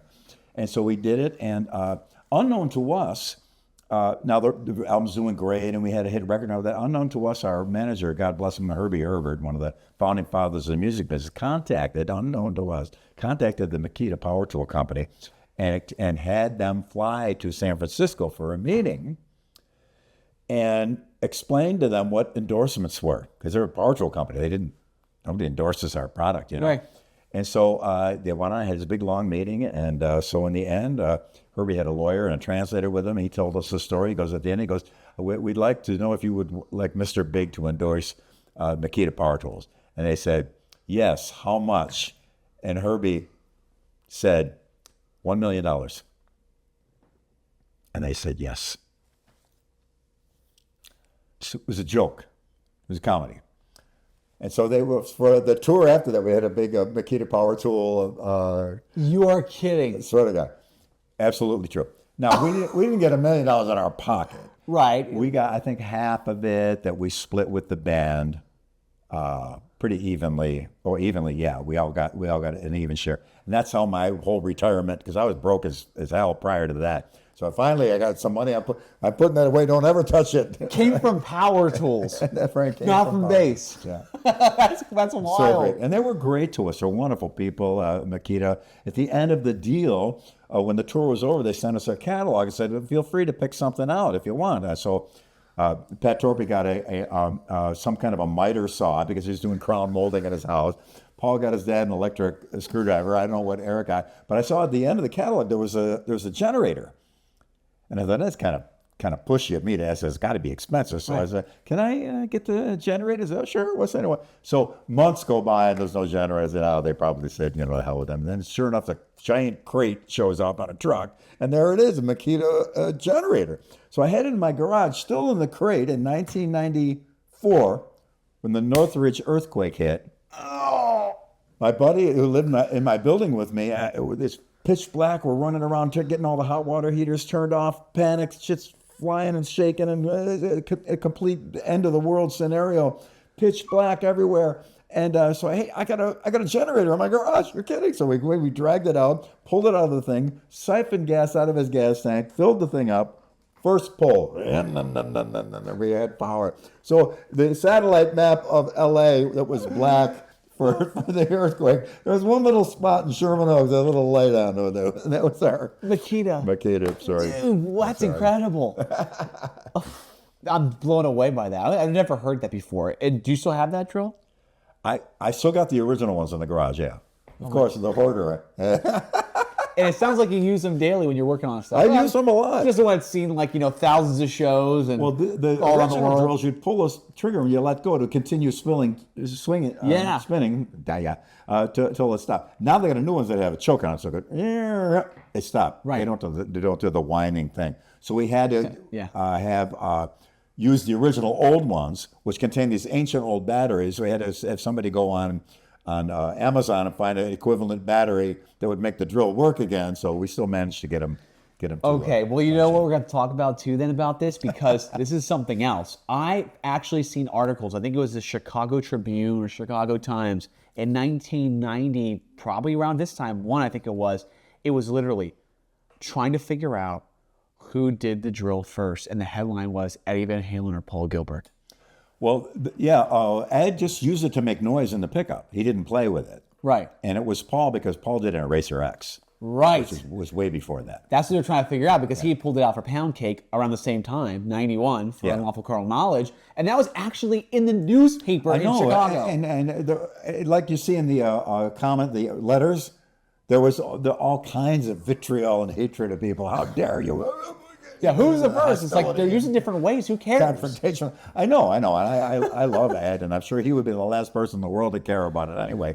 But yeah, he just used the electric because I think he was using it to screw some pickups in, and then it made the noise through the pickups. And, hey, let's put that on the. Yep, and his did the same thing too. So when as you know, when his let off, it would keep on winding down. Exactly, same. Right. Yeah. So yeah, you got to buy the older ones, huh? You get batteries for them.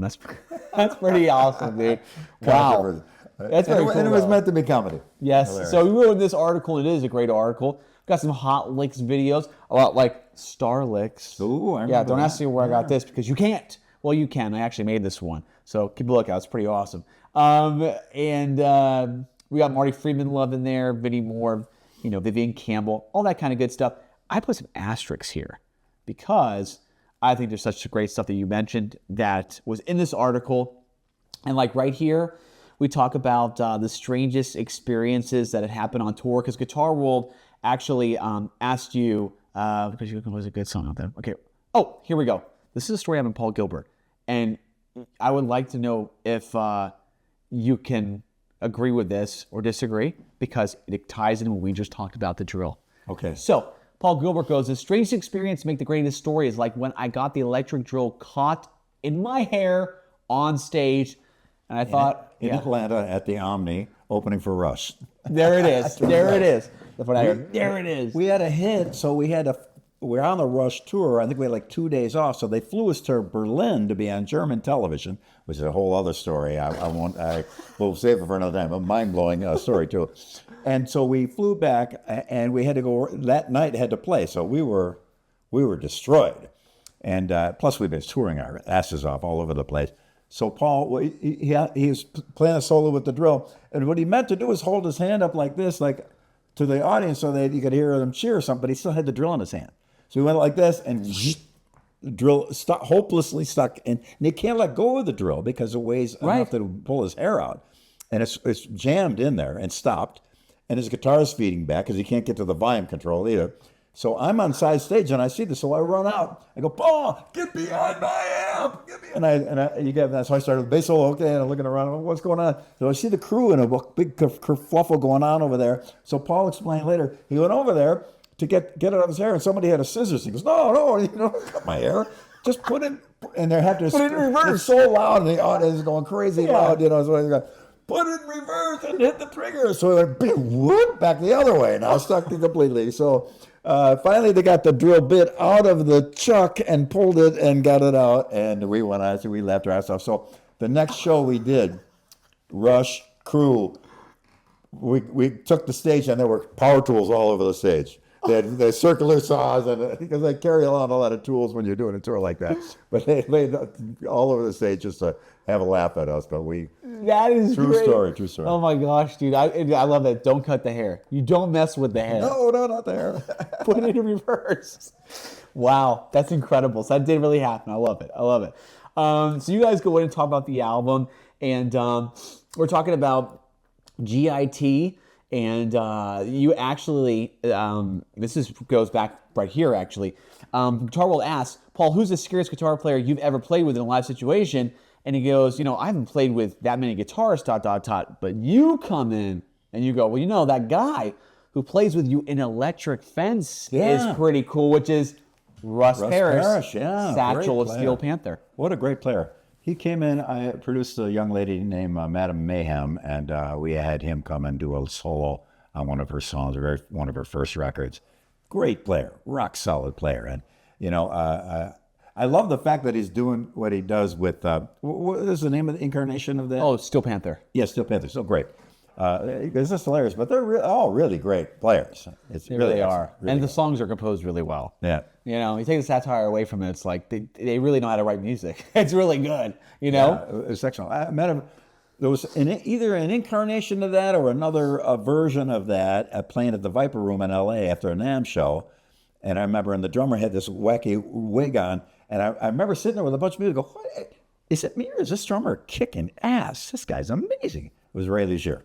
Oh, this was before I met him. Ray was telling me that when he was on the scene, he was in disco tribute bands too. Yeah. He said, I did everything, and he told me he was in a band with Jakey Lee. Yep. I go, what? He goes, yeah, for a hot minute we were, and I think there were some issues why he got out of that band. I think it was something to do with payment, but don't hold me to it. We'll see. Lack of payment from Jake. We'll let that go for another day. But great stories from Ray. Ray's got to come on this show big time. Oh, you got to have him. He's a great dude too. So we go a little bit of that. Megadeth Love in there. They just had put out Hangar 18 Holy Wars, Rust in Peace album, very iconic. Right. Platinum gold strings. We had the Maxima gold strings. Brian May was famous for using those. They still make them, and Dweezil Zapple. Dweezil Zapple uses them. So Dweezil Zapple uses those. And then we go right into the lesson. Terror licks. I would say, tell me, do you think that Paul Gilbert is the most dangerous pinky finger user as Left guitars? hand finger? Yeah, pinky. He is the most dangerous pinky finger in the game, right? Yeah, he's Paul's quite a phenomenon. I watched him grow up. He would come see Talas. We played at a club in Pittsburgh, and the stage is only about this high, and Paul was really tall. So he would be right there. And while I'm playing, my mic is here, and people are chanting. There was no security thing back in those days. And Paul would be standing there. So I always remember. Then his band opened up for us one time, and I heard him playing. I go, man, the kid's a pretty good player. I went out to L.A., and there was a guitar contest at Gazzari's. It was me, the bass player from Whitesnake, forgot his name. Rudy Sarzo? Rudy Sarzo? Not Rudy. It was before that. Earliest guy. Yeah. Neil something. Either way, and one other person. I remember telling those guys, because I knew Paul was coming up next. Hey, you guys, watch this. He's going to... And sure enough, he won. I won like a little gift certificate from Guitar Center magazine, whatever. So was he still a kid at that time? Was he a teenager? Or he wasn't. It was before Racer X, even before any of that. It was way when I first got there. So, and then as time went on, I hear Racer X is playing, and Paul Gilbert's amazing. We go out and see him play, and it was amazing. And just a great guy. So when it came time for me to do Mr. Big, I thought, well, who's the guy in town that is Paul Gilbert? And sure enough, he came in. But the great thing about Paul is that it's not all about shredding. He knows every Beatles song. He knows so many different styles of music, so many different things. There's a big, real depth to his playing. So when he plays a simple little thing or a relatively inconsequential part, it's got depth to it. It's got a real, he's a real player. And he, a few years ago, he's just going deep in the blues, but in a way that a nuclear physicist would go after the blues. You know, I find out every little thing about it, and why this guy did that, and why this guy did that. So I'm supremely pleased to see the type of player he has turned into, because he is just a grandmaster of a very broad spectrum of music, and as far as his guitar playing goes, that's woven right in there as well. He's a great guy too, wonderful dad, husband to his wife, and his son is a wonderful kid, and just a high quality human being on top of it. So that's a complete package. Pretty great. Wow, I never interviewed him for Talking Shred. We never had him on Pages in Time, clearly. He's been on a lot of magazines. We gotta get Paul. Oh, you should do it. Yeah, he's a riot too. Does he live in the States though, or he's in Seattle now? Or no, in Portland, sorry. Portland. Okay. But if he comes through, I'll let you know, because you'd have a riot with him. He Please. Like me, and like every musician back then, we read these cover to cover, the whole thing every single time. You know, it was a big deal for us. Very cool, dude. Wow. And we're gonna have to actually talk about a whole lesson here. Never seen that. It was interesting. Tune guitar, I like that. Oh, wasn't that the one that Stu Ham played with the? Oh no, that wasn't. He played the Factor, Kubicki Factor. That extra extended. Big bomb. The Iron Man of bass, Billy Sheehan, eats arpeggios for breakfast, has hammer-ons for lunch, and goes to sleep at night. Here's what offers insights on one of his greatest techniques in rock history. Folks, we got to give Wolf Marshall a high five on that. The legendary Wolf Marshall. Yeah. That's a great line. That's a great line right there. I read that about 3 times yesterday, and I go, damn, that's some witty. That's wittier than what I have usually. I'm impressed. Very good. Wolf, I did my videos with him, and they're still floating around on the internet. And a lot of times I'll have people write to me that they, watched my video 1,000 times back in the day and everything like that, like I did with other artists. Whenever that we didn't, by the time I was all playing regularly, I wasn't necessarily buying instructional videos, but I'd see that stuff around, and it was always a help for me to see another player do their thing. Yeah. And I was glad when I began to do bass clinics and do instructional videos to try to do things in a way that people would understand and would be valuable to them and really help move them along. Right. Because a lot of guys, unfortunately, it's personality driven to some degrees. A lot of guys just would do the videos and just play and shred their ass off and go, there you go. I try to explain things in detail and also give foundation of why it is and what's underneath it all. And I did enjoy doing instructional stuff, and I still do. I do a master class here in Nashville at Tone Central Station Music Store. That's right. Those are one-on-ones too. You offer too. Sit down one-on-one. So guys, you ever want to do that, learn from the master, a living, breathing shred legend over here. Okay. You got to go check that out for sure, out in Nashville. Very cool. I do enjoy doing it because I sit down and I see, I just say, we'll put, when you pick up the bass, what do you play? Okay, I see. Now and I just try to expand what they have. And sometimes you get some really great players that don't need much help from me, if any at all. And then sometimes you get absolute beginners who really don't even know who better to take advice from though, right? First time learning, and I think you get a pretty good lesson here, on the path to take rather than somebody else, I would say, as the twig is bent, so grows the tree. So we try to start them off right. Yes, I agree. Very cool stuff you're taking from flamenco picking you're teaching. Look at the stretches on this shit. Good Lord. Yeah, I know. Wild, dude. I got to go back and reread that and you got some remember some of that. You got a good pinky game going on there too. Getting used to that. And then we got a little love here from Frank Hannon preamp. Yeah, from Tesla. Yep, that's actually. Paul had one of those when we first started in Mr. Big. He had the 88 preamp. He had that in Racer X too, I think. It's a pretty great sounding, like I said earlier, it's a preamp. That was a thing everybody's coming out with. It's a pretty good sounding preamp though. This is so bad. I didn't know that was Frank Hannon. I literally thought it was the guitars from the Cult for like years. Oh, yeah. It kind of looked like him a little bit. Yeah, they do a little bit. There's a difference. I didn't recognize it. I don't know my brain. But yeah, very cool. And we've got great poster here. Look at this. We got you the fold-out poster. Oh my God. Woo! Look at that, You huh? see the photographer? Wait, it does. By Ann Suma? Ann Suma? Does that sound I familiar? think Ann might have been Niels Lozauer's assistant for a while. I might get that. I might have that. Really? We'll have to check on that. And I mean, listen, Google knows. now what we're going to do is we're going to manifest this, guys. We're going to put it out there that one day we're going to have Paul Gilbert on the show. You got to do it. And when he's going to come here, he's going to sign this right alongside of Billy's signature. You do the honors, all right? I gotta do it. Yeah. I have the jacket and the pants. So when the sale of the when I stopped being a hoarder, leave the hoarder behind. You still have that jacket though? Yeah. Now, question though, do you have that Skull and Crossbones metal?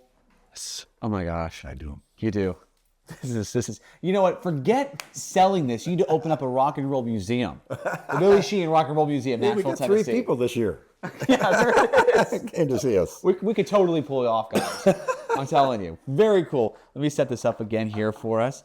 So we'll go right to, that is so cool. Oh, actually, hold up. Look at that. There it is. There's the bass. I was telling you about this. Yeah, and you can see the wood here, which was formerly the cut made for the Badass Bridge, and Valley Arts filled that in. The output jacks were on plastic held by screws on all P basses, and so I was pretty wild on stage. So when that thing got pulled, this thing would break and split and crack. So I had to cut another pick guard, put that part of it on, and then I put the washer on. At one point there was a beer cap holding on because I couldn't find a washer. I take a beer cap and punch a hole because backstage and you have to do what you got to do. But it's exactly like that now. It's exactly the condition it's in as well. Wow. So This is your Frankenstrat. This is a Franken Peavey Bass. yeah, it very, very much so. And no, I was going to say something controversial. I'll tell you after camera goes off. Oh, okay.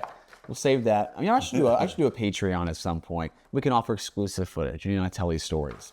You gotta be a Patreon member to see it. But here we go. We got a Warwick ad here too. Let me just resend us real quick. That's with John Entwistle and the bass player from, I recognize him. Does it say who he is? T.N. Stevens, Joe Cockerby. Yes, right here. That's Huey Lewis in the News. Who is it? That's Oh, Huey yeah. Lewis in the News. Yeah, that makes sense. Yep. And John Entwistle, pretty. I had a great joy to hang with John Yeah. Entwistle at the Rainbow often in L.A. He would come in there and we'd sit around and have a drink. And what a great guy, what an amazing player. And one night, Chris Squire showed up too. So all 3 of us, and then Lemmy showed up. So while the 3 of us were there, somebody took a photo. We didn't get Lemmy in the photo, but they posted it on the wall and somebody stole the photo. So I never had it back. Who's everybody stealing your shit? Yeah. Everyone steals it. If Billy is there, it's considered stolen. I wish it was actually worth something, but it's Oh, but it was apparently to somebody, right? apparently. We're gonna steal it. Okay. Oh, here we go. Dude, you're all over this, man. You are. These are Larry DiMarzio's Yes. photos too. Larry's a spectacular photographer, Wow. and now he's actually had him on the phone the other day. He's building some acoustic guitars by hand from scratch. Pretty amazing. That's a tough gig. You remember when Larry DiMarzio was making bodies? Yeah, there's 2 of them. For real? So I got the original ones. Yeah, You got those, huh? yeah. Those. Larry just found a few more necks of that. You're talking about these ones in the end here? Yeah, These 2 here? both of them, a P bass and a jazz bass. Oh my gosh, that's DiMarzio. The color-coded necks on these. They're incredible, dude. Oh, they're great. I'll lay the camera over. That is. So I found a guy who was selling a George Lynch inspired. He listed as an ESP M1 with cowhide, literally real cowhide stitched around the body. It's good for sustain, I hear. Yeah, right? Yeah. So I saw that. I'm like, oh man, I really like that. But I said, how much you want? He's like, I think he wanted like $1,400. I go, okay, so how do I know it's a real M1? How do I know it's real ESP? Because the headstock's covered. Oh, because it is. This is an estate sale. I said, any proof? No, but the other guy who passed away. I mean, it's pretty accurate. I go, okay. We dug deeper. I said, you need to take the neck pocket off. You gotta take the neck pocket off. then I'll know what we're working with here. Because the logo's covered on the headstock. I can't see nothing on the back. Takes it off. You know what it is? 𝙃𝙬 body. Wow. Stamped. And then he goes, I said, well, I guess I was answers right. that. How does $400 sound? Never heard of him again. That was it. That was it. But, you know, it is what it is. But I saw him like, I said, 𝙃𝙬 made bodies. That's probably really good. That's the first time I ever saw one in person. Oh, they were great. And he just found a few more. So I was on the phone. I said, so Larry, maybe, don't get greedy now. You got 2. Shut up. Very cool, though. Got the great 𝙃𝙗 ads. Leaps of Faith. And here's your Eric Johnson. He's giving his lesson, too. So great. How cool is it that he was in the same magazine as you as well, right? Because Byron was a guitar player, he's a great guitar player, and you guys are sharing the pages. How wonderful. Right? This guy was in a lot. I always love that stance. Perfect pitch guy. Yeah, the perfect pitch guy, man. He was in these, to this day, he was in these magazines, I think, in the 2000s. They used the same picture from this. Wow. It's kind of why. Save money on photographers. You're damn right. Didn't believe in that. Zoom, Richie Sambora, a little bicep flex with his Zoom. I have the original one that goes on that has a little to put on your guitar strap. The first this big Zoom. Really? And it sounded amazing. And then I had the half rack ones. A black one, the gray one was first, and then a black one. Another one just sounded so great, but they became a great illustration. Now, at low volume, sitting there, you can get these amazing tones. Plug it into an amp and see what it sounds like. It's, oh my God, because there's a lot of things happening acoustically, according to acoustic physics, right, where things get louder, they change, and sound quiet in a little room. Wow, this thing is screaming. This is great. Plug it into that, and it didn't quite work out at all. Which, when Line 6 did the pod, they began to unravel why that was, and now the Helix is the result of all that research. So you can get those tones at low volume and then plug it in, and it's righteous. Wow. Yeah. No kidding. Wow. Zoom was one of the very first doing that kind of the first action was the Rock Band. Oh, right. Remember when they came out? Pretty great. And Phil Collins used it on the Def Leppard albums. I mean, they were like, that is... And I think Jim Dunlop now does the Rockman box. That pedal, MXR. It's a tried it? monster. No, I have not tried it. I've seen all the reviews. Incredible. I might try to get one. You know who got their hands on one and absolutely loves it? Richie Faulkner from Judas Priest.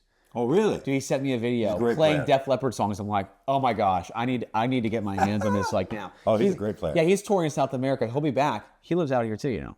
Oh, really? We got to all get together. We got Wolf Hoffman from Accept. Yes. I'm playing 4 songs on the 50-year anniversary to Accept record. Really? Yeah, just finished them in here. So by the time this comes out, it'll probably be a while before that record comes out. Wow. But I managed to jump in like a hog and say, Fast as a Shark. I got to do Fast as a Shark. Rest of the Wild. I got to do Rest of the Wild. And a couple others. Oh, that's awesome. They were kind enough to allow me to do them. So. That is great. Oh my gosh. Okay. Yeah, I got to hear that. Then we got some Billy Gibbons. Your guy taught you tapping. This may be hard to teach. Now, I think he's just showing you got to put your beard on the strings. That was the lesson in Photo F. Yeah, that's why I do so many photos, because to try to illustrate the move. Billy Gibbons, for me, is just one of the greatest players ever. I absolutely love what he does. And he is the real thing, top to bottom, inside and out. He lives it. He is it. Yeah. So great. Such a great voice, too. Oh, I love it. Such a great voice. I mean, iconic songs, man. Some Carvin love. Carvin. Now, I had Carvin catalogs in the 60s, and they had some real wild-looking double necks. 60s? Yeah, weird-looking double necks. They sold full PA systems. I was this close a couple of times to pulling the trigger and spending a lot of money at Carvin, but I never actually did. And then they came out with regular instruments. So the Carvin double necks, I would love to find some, because they would do it on a regular body, and the necks would be off on 2 different angles. Right. I got to Google. It was a very early version of a double neck. Yeah, I got to Google Carvin double neck and see if I can find one. That's a newer one, so they fixed it. But look at, it's really hard to see here, but you can see the headstock is absolutely massive for the 12 string. It looks like ridiculous, but they're banana headstocks on that one. Wow. But I know the ones you're talking about that are out of whack. Yes, big time. Again, Moss valve, real tube overdrive by Tube Works. It's a MOSFET. I forgot what MOS stands for. MOS field effect transistor. and it began to mimic what tubes were doing.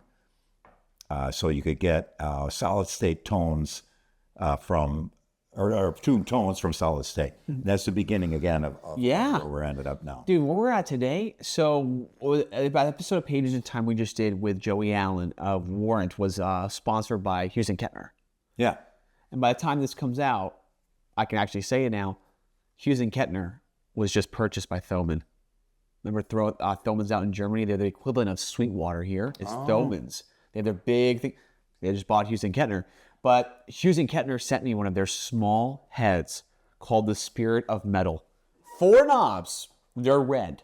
And it lights up in blue with like beams of light coming down. I said, I'm not expecting the world out of this. I plug it in my 2x10 cap and I go, holy shit. This is the nastiest metal tone. I mean, dude, it is neck splitting. You could go from die-hard thrash to just like, I mean, you can ease it off, get Van Halen tones. It is radical for $199. Wow. And it's this big. It's 7 inches. It's 7 inches. Amazing. And it's solid state. And it sounds phenomenal. I'm like, I was actually going to bring it here. I'm like, I don't want to bring all this shit. It's just too much stuff. I don't want to like inundate you with different pieces I bring in. We'll do But that I another wanted day. you to hear it. Yes.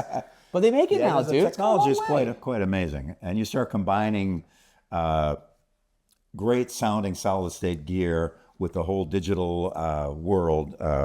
It's pretty awesome. And the cabs make a difference. People forget about that, even with the whole digital age of like if you want to get yourself a neural DSP or like a Kemper, people forget that when you get a good cab that can really push air, like it makes all the difference. They want to go in the front of house and stuff and then be on the PA. That's, I mean, you can make whatever works for you. But when you got cabinets on stage and you're running through there, I mean, I got hooked up with a cabinet builder out here I told you a little bit about. And dude, the stuff he's building, we're doing now is just, Oh, great. there's a science to a great cabinet. Just, Oh, absolutely. I listened to a long interview with the guy who created the Ampeg SVT. And that cabinet for the SVT was 4 cabinets in one. Each one was sealed airtight. So when you push in on one 10-inch speaker, the other one would move out. wow. And it was 4 separate airtight cabinets in that. And the research that went into that was like NASA. Wow. But he figured all that out, and he also designed the tubes that are in the original giant SVT.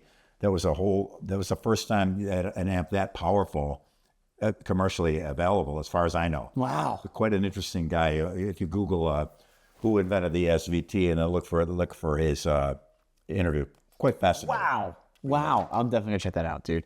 Also, Slash Love with Guild. There he is. 12-string Slash. Guild 12. This guy here, great. Maple back and sides.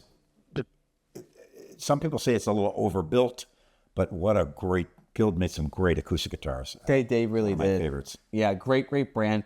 We're trying to get Slash on the show, too. Oh, how wonderful. Hey, he's a good guy. I hung out with him here and there.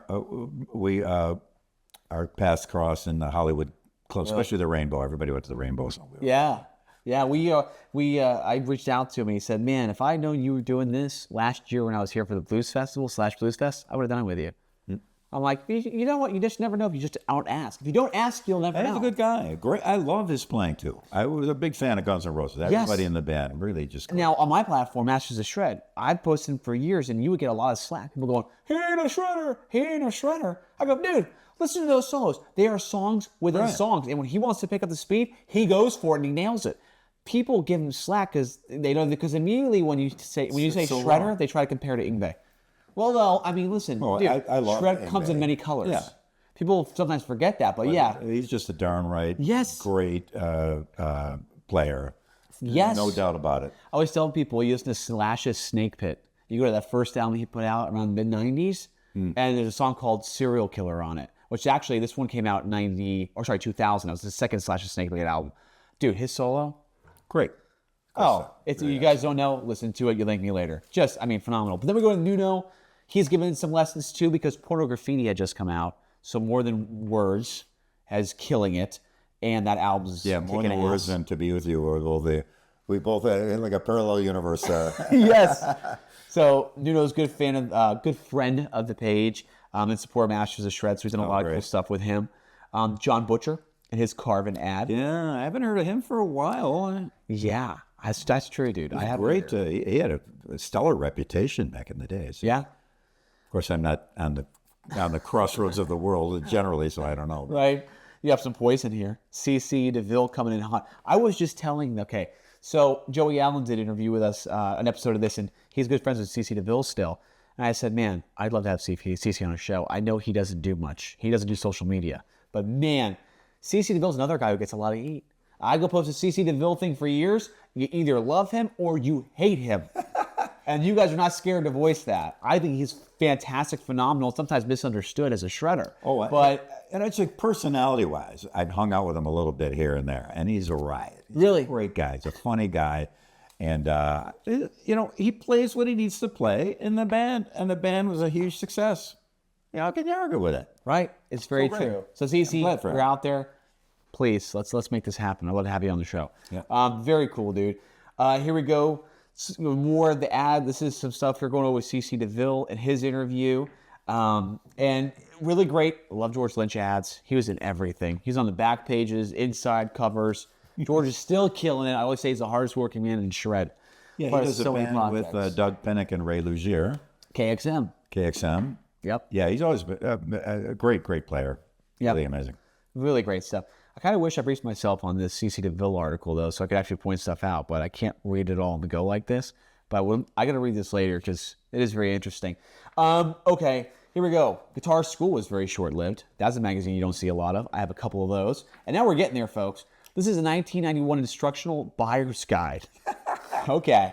So if you want to go That's really... how big it was. I remember getting significant amounts of money to do, advance money to do instructional stuff. And it was a big moneymaker for a lot of people. That's why you see all these guys from these bands.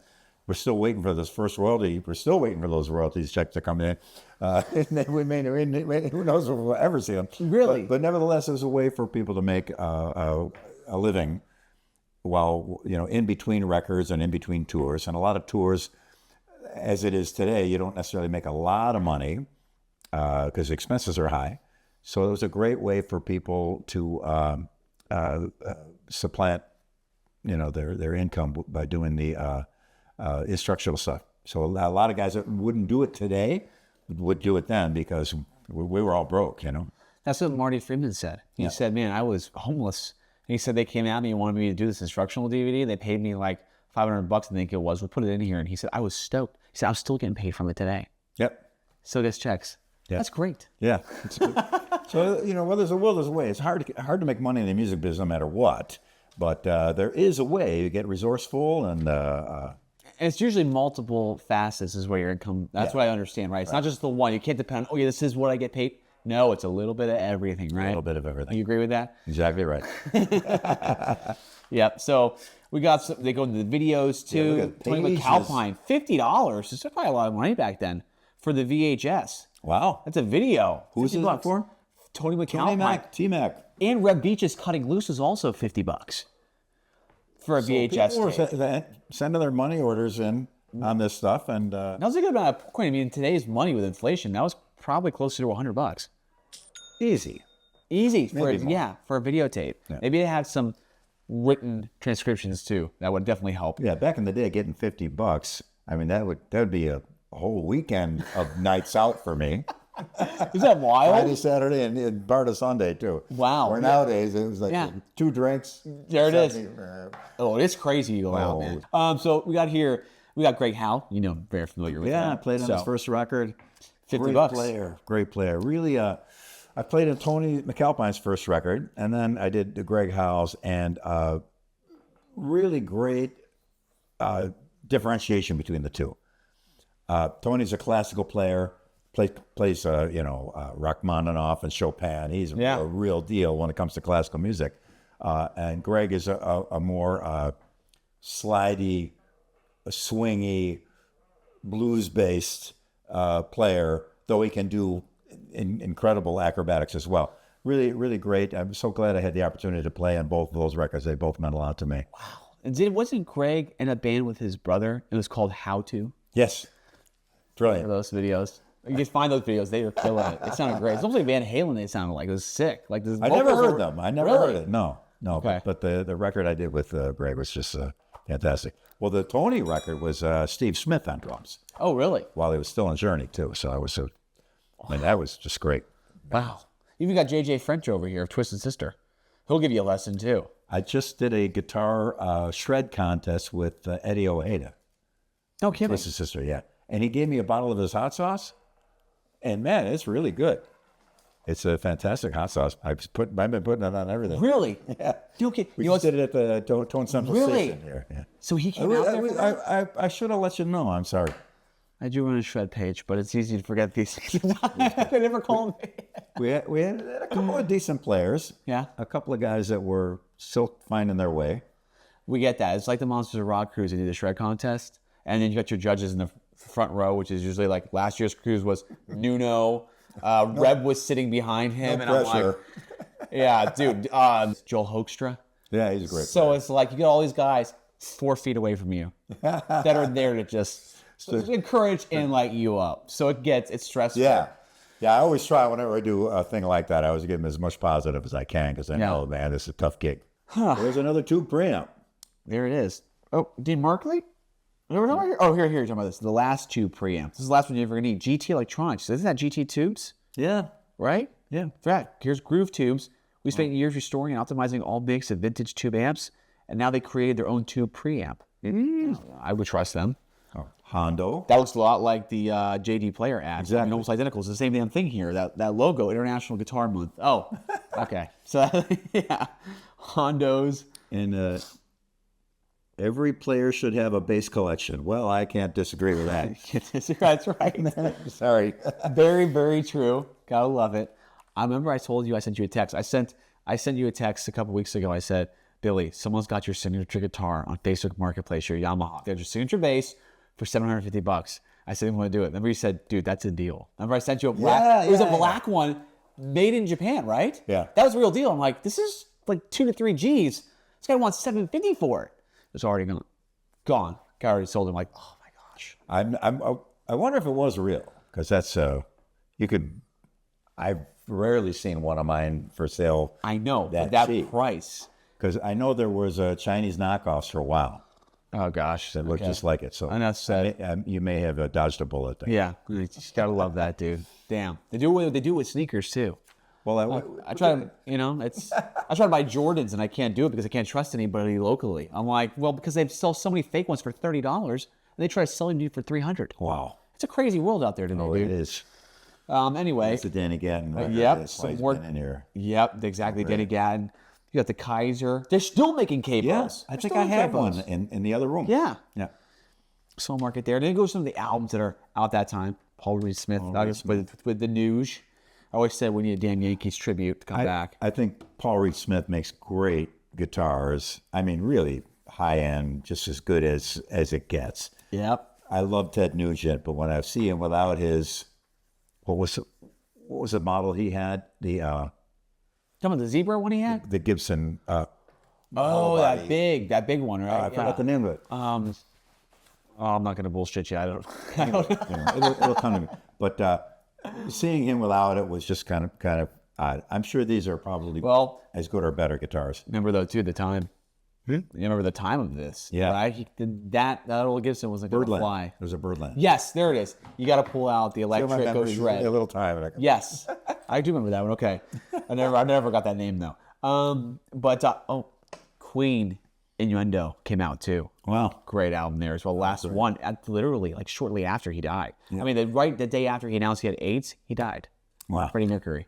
So he kept that secret for a while. Saigon Kick with their first album, talking about that. Taiketo, some more cool guitar shops you can get stuff made at in California, Parts. Glendale. Yeah, it was a big deal. Well, when Ed came out with his Frankenstrat, a lot of people did that. Yep. Oh yeah. Yeah, this is a great one too. I always said I never knew it had the N4 up there, but this guitar, Washburn. We did a whole video there. We went to the custom shop with Nuno and talked about this guitar. Now Washburn's like, "You want a signature model? It's just bare wood. Like no one's gonna buy that." I thought it was kind of cool that he had a little inlay of that other different wood there. Well, dude, this is a Stevenson Cutaway. The Stevens Cutaway. You go look behind that thing. It's like this thing, your access Oh, really? is outrageous to the upper frets. How great. It's nuts. Yeah, so I have I got a Claro Walnut one of these. Made in the USA. Dude, animal guitar. Love Nuno's stuff. We got Piercy Jones, all the albums of the time. Some Tascam love. Beggars and Thieves. Yeah, so a little time capsule is right, you know, looking at I'm like, dude, you just like want to get up loud and scream. Hughes and Kettner, there it is. The Cream Machine. Oh, I said that was such a great name. the Tony McAlpine. I did a tour with Tony McAlpine. He's in Hughes and Kettner. Yeah. Pretty smooth, pretty smooth. Yeah, yeah, and you can still get those today. The Cream Machine is an amp, full-on amp. Richie Cott's. You can make your 4-string into a 5-string bass.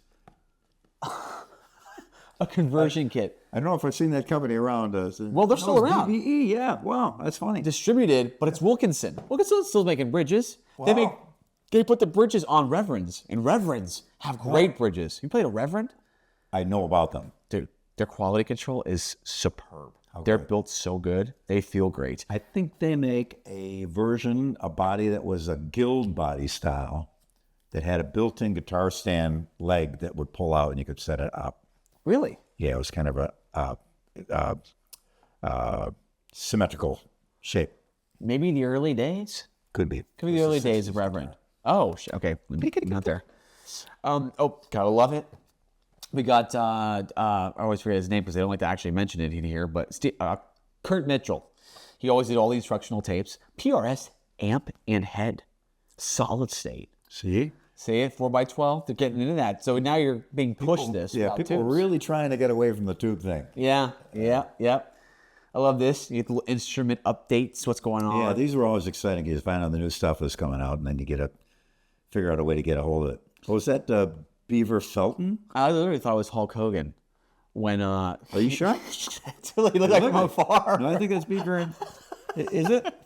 Can you read it? Let me see. We got Dave Lurie, Steve Morris Band, Randy Coven, Jamie Baker, Guitar World. It doesn't say it in. They could be just a random person. I could be wrong. Oh, there it is. Beaver Felton. Yeah. Beaver Felton. Yeah. You got it. With his carbon I'm still in basses. touch with him. He's still kicking around. That's good. pretty cool. He's a great player. Was he? Is a great player. He looks like he lifts too. So he was inspired by Hulk Hogan. That's funny. Very cool. They got some Ovation love in there. Good eyes on that. There it is. That's what I'm talking about. The Eventide. There you go. And Satch and Steve and endorsing it. Yeah. Wow. Pretty great. Pretty awesome there.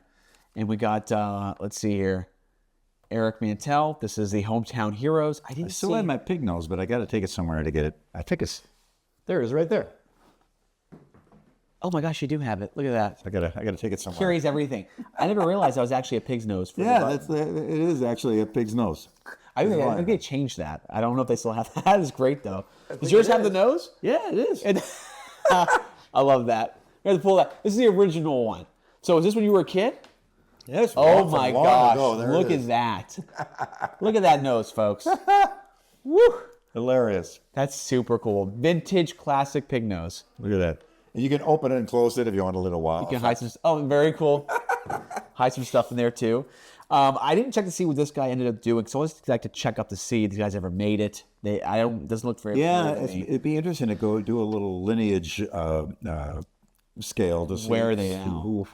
who survived and who didn't. Yep. Art was around again. Yeah, they came rap from units. MXR. Yeah.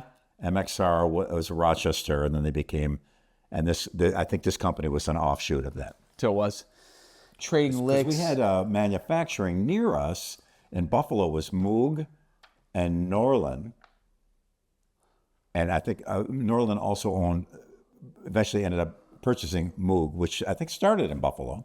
Okay. Another company, a synth company called Polyfusion, was in Buffalo, and then Rochester had MXR and Whirlwind, Ashley Audio, and a couple of other companies that were significant audio or gear Wow. companies back then. So they were in striking distance. It helped me out in my early days when I was looking for gear, had some idea to do some wacky thing. And Yeah. I could find somebody that might listen to me for 20 or 30 Might seconds. listen sent to you. I like this because I need to use this so I can mark down which issues I have and don't have and where some of them went because a lot of them are kind of gone. Like, think of this. Young Guns of Metal, Zakk Wylde, Vito, Bratta, Red Beach on a cover together. I need to find that.